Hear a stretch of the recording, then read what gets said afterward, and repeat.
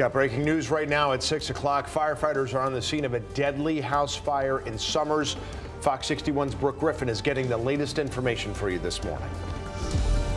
Hey, you're not getting me out of my car, bro. Listen to me. Stop right now. Officers releasing body cam footage of the moment a driver apparently sped away from police. We're going to have an update from Rocky Hill ahead. Plus, the future is getting more certain for the site of the former New Haven Coliseum. We'll tell you what the state is doing to help a project come along. All local, all morning. This is Fox 61, Connecticut's news station. Good morning. Happy Wednesday. Thanks for choosing to be with us this morning. I'm Erica Arias. And I'm Tim Lammers. Good morning to you. Starting with the forecast, another one of those mornings. Just want to add a couple extra minutes, maybe to scrape some frost off the windshield, man. That's Scott? right. It's a little chilly again, but mild is still the word, with mostly seasonal temperatures out there later on today. Last day for a while that we're going to see that, so enjoy it today. It's another cool start with a mild finish. Temperatures, they're going to drop back down to normal starting tomorrow. And there is brewing indications that we're going to have a potential good snow for Saturday night, mainly into Sunday. And we'll talk about that coming up. Could be the first one of the season. Could be interesting.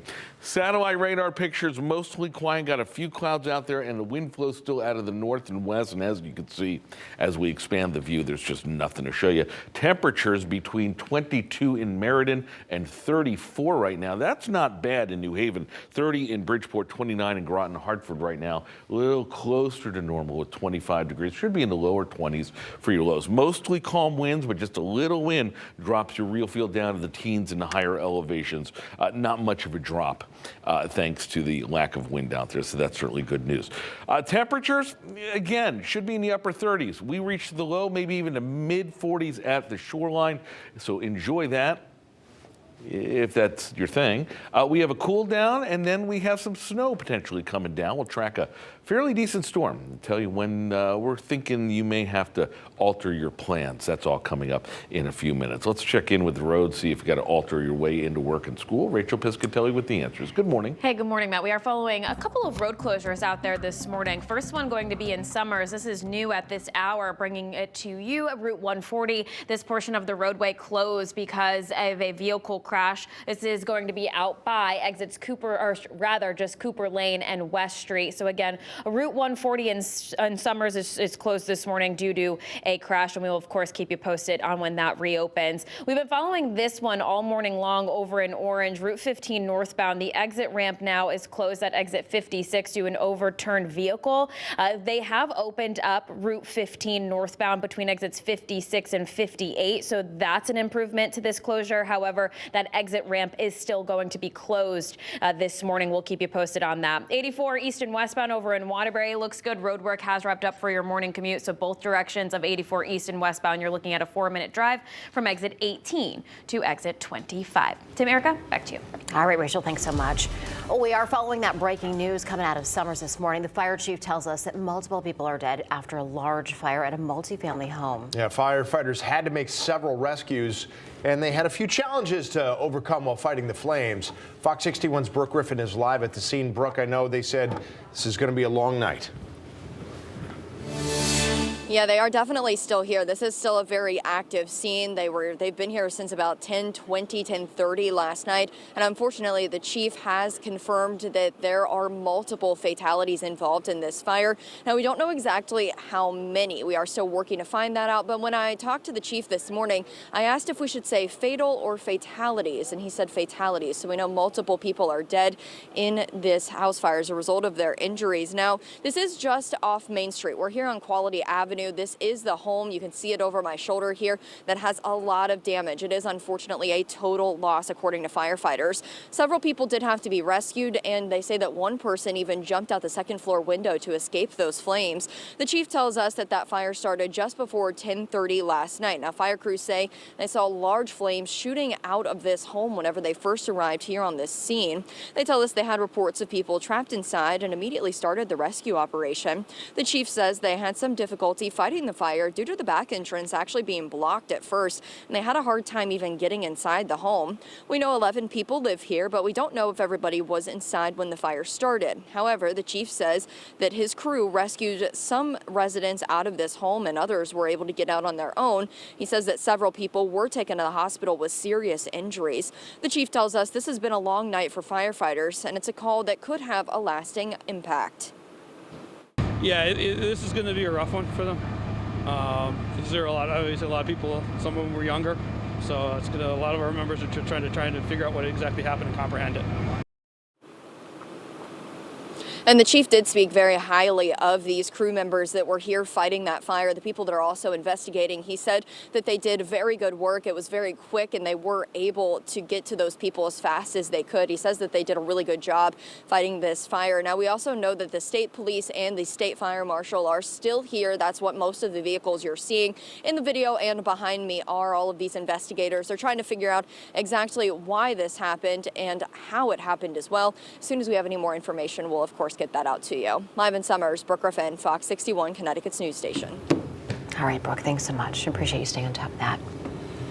Well, meantime, this morning we're learning new details in the case of an apparent argument over misplaced shoes that turned deadly in New Britain. Yeah, a man accused of shooting and killing his longtime girlfriend and hurting two of her family members was in court yesterday. The victim's family is also speaking out over what happened. Fox 61's Angelo Bavaro is here in studio with more on what we found out. Tim, Erica, good morning. That victim has been identified by police as 44-year-old Sabrina Finch. Her eldest daughter told us outside the courtroom that Finch was a mother of 5. The other 2 victims in this shooting, Finch's brother and mother, who both survived. Now, here's that suspect, 44-year-old Antoine Harris. Finch's daughter says her mother had an on and off relationship with Harris for 10 years, and he was abusive towards Finch. The shooting happened inside a New Britain apartment Saturday night. According to that arrest warrant, Finch's brother told police that Harris had been arguing with Finch over, quote, random things in the week leading up to that shooting. Finch's mother said Harris was accusing her daughter of stealing his shoes right before the shooting. Finch's mother also told police Harris suffers from bipolar disorder and has threatened to kill her daughter in the past. Now, Finch's daughter says her grandmother has been released from the hospital, but her uncle is in critical condition this morning. Harris is being held on a $1.8 million bond. Tim, Erica, I will send things back to you. All right, Angelo, thank you. The Rocky Hill Police Department released body camera video and dash cam video of a traffic stop that ended with a driver pulling an officer down the road a bit with his car while trying to get away. Hey, put your hands back in. What do you need? Put your hands back outside the car. What do you need? Do not move your hands. All right, you're not getting me out of my car, bro. Yes, you No, are. you're not. Hey. You're not getting me out of my car, bro. Listen to me. Stop right now. I was back on December 26th on Cold Spring Road. Saw the officer was knocked to the ground, had minor injuries. Here's another look at what happened from that dash cam. Police said the driver was 22-year-old Wesley Brown. They eventually found and arrested him and said he's now facing a long list of charges because they said he did the same thing a couple weeks earlier. Police said he drove away during a traffic stop on December 9th as well. New Britain police have accused a woman of lying to them to try to get them to respond more quickly to her report of a stolen car. Now, they said Pamela Rodriguez did have her car stolen around 5 o'clock last night on Farmington Avenue. But they said she told them her child was inside the car at the time, when in fact they said no children were in the car. So they've charged Rodriguez with making a false statement and reporting a false incident.